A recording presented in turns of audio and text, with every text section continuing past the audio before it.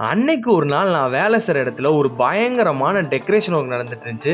அது ஏன், எதுக்கு, என்னன்னு இந்த வீடியோ ஃபுல்லா பார்த்து தெரிஞ்சுக்கோங்க. ஆமாங்க, அங்க இருக்க கார்டன் ஃபுல்லாவே ஒரு பயங்கரமான டெக்கரேஷன் ஒர்க் போயிட்டு இருந்துச்சு. அது நார்மல் டெக்கரேஷனா இல்லாம ஃபுல் அண்ட் ஃபுல் சீரியல் லைட்ல பண்ணியிருந்தாங்க.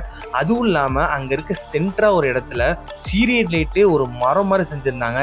இத பகல்ல பார்க்கவே இப்படி இருக்கே, நைட்ல எப்படி இருக்குன்னு ஒரு கிளிப்பு போடுறேன். கொஞ்சம் பார்த்துட்டு வாங்க.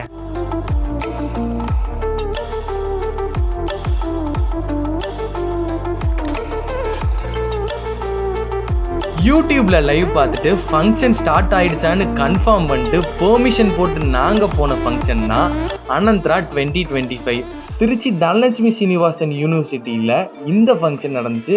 நாங்க போனப்ப எங்களுக்கு ஒரு சர்ப்ரைஸா ரோல்ஸ் ராய்ஸை நாங்க பார்த்தோம். அதுக்கப்புறம் நேரா அந்த ஃபங்க்ஷன் நடக்கிற இடத்துக்கு போனதுக்கு அப்புறம் தான் தெரியுது அது நார்மல் ஃபங்க்ஷன் இல்லை, அது ஒரு திருவிழான்னு.